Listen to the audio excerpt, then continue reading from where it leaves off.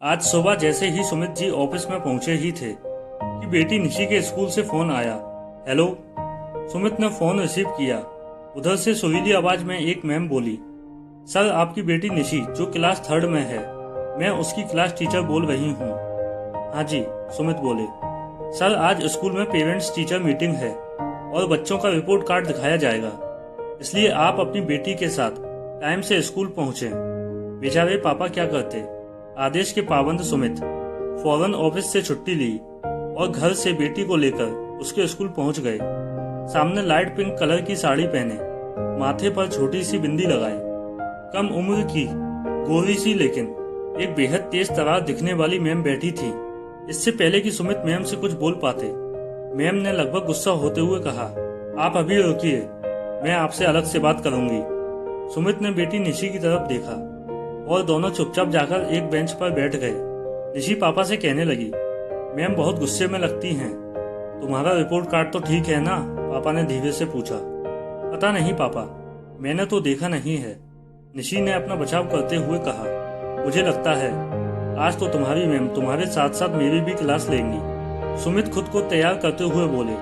पापा बेटी दोनों आपस में धीरे धीरे फुसफुसा ही रहे थे कि तभी मैम खाली होकर बोली, हाँ अब आप दोनों भी आ जाइए।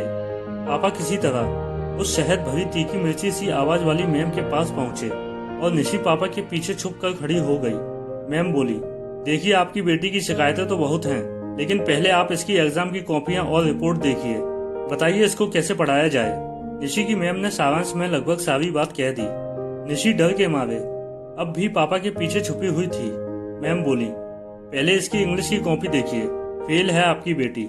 पापा ने एक नजर बेटी निशी की तरफ देखा जो डर के मारे सहमी हुई खड़ी थी, फिर मुस्कुराकर बोले, इंग्लिश एक विदेशी भाषा है, इस उम्र में बच्चे अपनी ही भाषा नहीं समझ पाते। इतना मैम को चिढ़ने के लिए काफी था।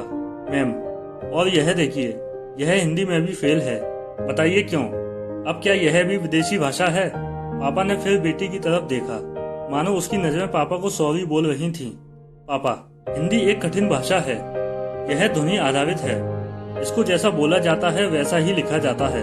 अब आपके इंग्लिश स्कूल में कोई शुद्ध हिंदी बोलने वाला नहीं होगा।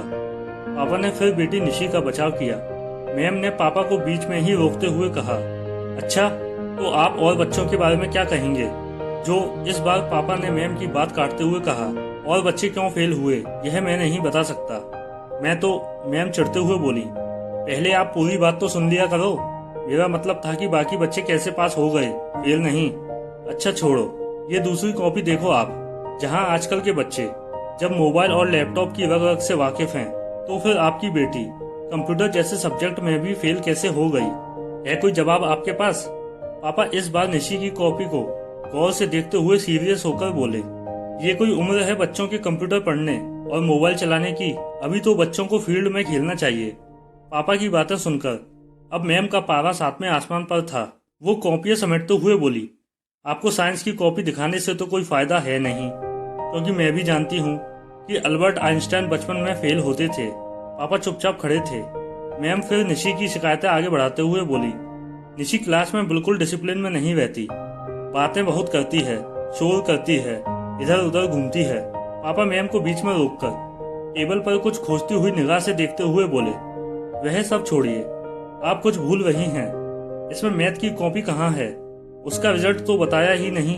मैम मुंह फेरते हुए बोली, हाँ उसे दिखाने की जरूरत नहीं। पापा, फिर भी जब सारी कॉपियां दिखा दी तो वही क्यों बाकी रहे, उसे भी दिखा दीजिए। मैम ने इस बार अनमने मन से निशी की तरफ देखा और मैथ की कॉपी निकालकर दिखाई।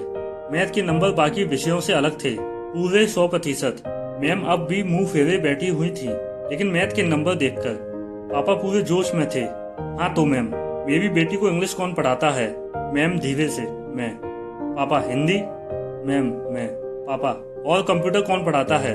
मैम, वो भी मैं। अच्छा तो यह भी बता दीजिए कि मैथ कौन पढ़ाता है? मैम कुछ बोल पाती उससे पहले ही पापा टेबल पर दोनों हथेलियां तेज आवाज के साथ टेकते हुए जवाब देने खड़े हो गए। पापा, मैं। मैम झेपते हुए, हाँ पता है। पापा, तो अच्छा टीचर कौन है? आगे से मुझसे मेरी बेटी की शिकायत मत करना, बच्ची है, शरारत तो करेगी ही। मैम तिलमिलाकर खड़ी हो गई और गुस्से में चिल्लाते हुए बोली, मिलना तुम दोनों आज घर पर।